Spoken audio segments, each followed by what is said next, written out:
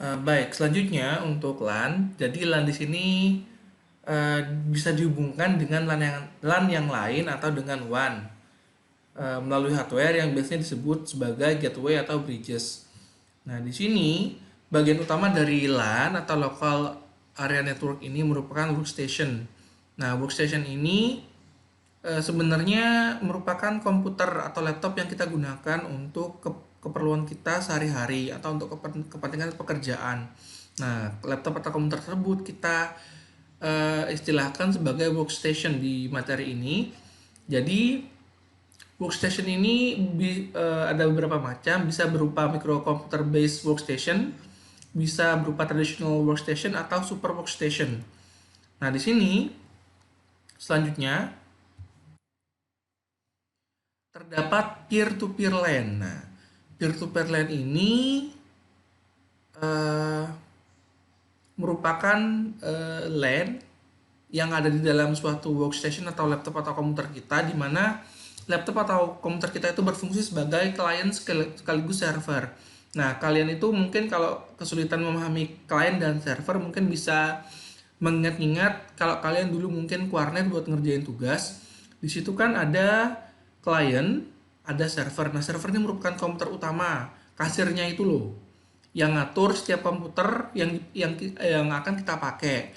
Nah, yang komputer yang kita pakai itu namanya klien. Nah, untuk LAN di workstation ini berfokus atau berfungsi sebagai klien sekaligus server dan memungkinkan terjadinya pertukaran data, murah dan mudah diinstal serta semakin banyak yang tergabung dalam jaringan.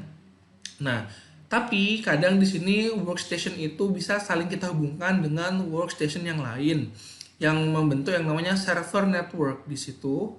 Jadi di sini dalam server network ini workstation itu bisa terhubung dengan ratusan workstation yang lain. Contoh simpelnya mungkin laptop saya ini bisa terhubung dengan laptop kalian semua. Nah, di sini lebih sulit untuk mengelolanya karena dari dibandingkan peer to peer ya, karena ini yang dikelola banyak workstation. Beda dengan peer to peer yang hanya workstation kita yang perlu kita kelola. Kemudian di sini tapi tingkat keamanannya itu lebih besar. Kemudian kita mengenal yang namanya Network Operating System atau NOS. NOS ini terdapat pada peer-to-peer network yang diinstal dalam setiap workstation. Seperti itu. Nah, di sini ada juga yang namanya client atau server network yang biasanya kita temui kalau kita warnet. Model ini memisahkan data processing di antara pengguna, workstation atau client, dan satu atau lebih server. Ya, ini akan memudahkan klien untuk melakukan pertukaran data dan file dan selalu melakukan update pada database. Ini juga merupakan salah satu segmentasi IT yang sangat cepat sekali perkembangannya. Nah, kemudian ada network topografi di sini. Network topografi itu merupakan bagaimana kita melakukan desain atau permodelan pada suatu jaringan. Di sini ada empat sebenarnya yang dibahas, ada star, ring, bus, dan hybrid configuration. Hybrid ini merupakan gabungan dari satu atau lebih network topografi yang apa ya digabungkan. Contohnya star digabung dengan ring dan lain sebagainya. Sebenarnya kalau kalian cek di internet, network topografi itu sangat banyak, gak cuma terbatas pada star, ring, bus, dan hybrid. Ada yang bentuk tree dan lain sebagainya. Kalian bisa lihat sendiri dan setiap bentuk topografi ini punya kelebihan dan kekurangan masing-masing. Star dan ring ini biasanya diterapkan pada distributed WAN dan LAN, sedangkan bus diterapkan hanya pada LAN saja. Ini merupakan gambaran untuk star configuration atau konfigurasi bintang pada self network kita. Ini untuk ring, jadi seperti lingkaran ya. Dan terakhir ini untuk bus configuration. Lalu di sini apa hubungan akuntan dan jaringan? Di sini jaringan merupakan bagian integral dari SIA karena berfungsi untuk melakukan transfer data dan informasi. Ya. Jadi bagi akuntan jaringan itu bermanfaat untuk melakukan transfer data dan informasi serta pengendalian khusus dan keamanan, dan terakhir untuk membantu konsolidasi informasi laporan keuangan. Nah, bagaimana peran jaringan pada enterprise wide system? Nah, enterprise wide system itu apa? Enterprise wide system itu merupakan sistem yang digunakan secara luas di dalam suatu perusahaan. Nah, di sini enterprise wide itu biasanya bersifat online ya, online transaction processing system, di mana mereka mengumpulkan dan memproses misi, di mana misi ini merupakan aplikasi critical akuntansi dan operasional. Kemudian ada ERP, ini merupakan aplikasi juga yang biasanya digunakan dalam perusahaan untuk memproses data. Nah, di sini ERP ini biasanya bisa mengatasi kelemahan dari legacy application atau aplikasi yang sudah jadul gitu ya. Nah, di sini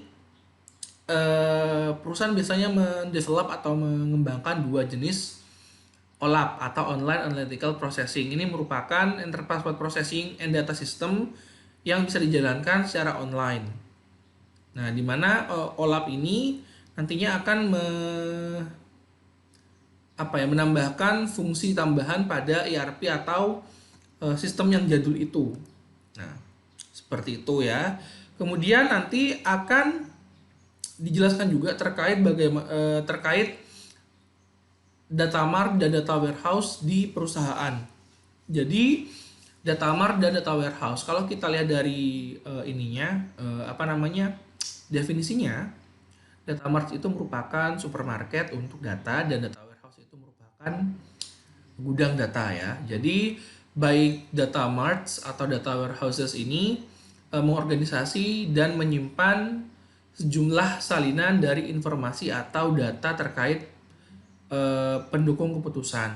Nah, di sini data mart itu menyimpan kopi atau salinan dari data pendukung keputusan di dalam database hanya untuk sebagian porsi kecil perusahaan. Karena data mart ini kan kayak di supermarket itu ya, kita punya seksi-seksi untuk sabun, untuk makanan. Jadi kita hanya memilih apa yang kita inginkan, karena itu dia bersifat seksional hanya untuk sebagian porsi atau sebagian kecil dari perusahaan. Sedangkan kalau data warehouses ini, dia itu menyimpan salinan dari data ke dalam suatu basis data yang terintegrasi untuk seluruh perusahaan. Jadi berbeda dengan data mart yang dia hanya berisi beberapa seksi atau porsi dari data di perusahaan, ini data warehouse ini menyimpan seluruh seluruh data untuk perusahaan. Nah, seperti itu. Kemudian di sini biasanya data itu disimpan dalam bentuk ringkasan maupun data mentah. Ya, dimana nanti kita akan memerlukan drill down dan data mining. Drill down itu merupakan proses di mana kita itu memilah data sampai ke memproses data menjadi informasi. Sedangkan data mining itu merupakan proses di mana kita menggali data. Jadi data yang sudah kita store itu akan kita ambil dan kita proses. Itu namanya data mining. Nah, ini merupakan network atau sistem yang terspesialisasi dalam organisasi secara internal. Ada banyak, bisa kalian lihat sendiri, ada internet commerce, electronic commerce, sampai ke intranet dan extranet. Ya. Jadi banyak sekali di sini ada banyak sistem yang biasa digunakan perusahaan. Ada internet commerce, electronic point of sales, electronic fund transfer. Jadi semua network di sini itu punya fungsi masing-masing. Biasanya internet commerce dan electronic commerce itu untuk melakukan penjualan secara elektronik atau secara internet ya, secara daring gitu ya. Kemudian ada point of sale system, ada electronic fund transfer itu untuk mentransfer dana. Kemudian ada electronic data interchange atau EDI, itu biasanya untuk bertukar data antar satu perusahaan dengan perusahaan lain. Kemudian ada intranet dan ada extranet.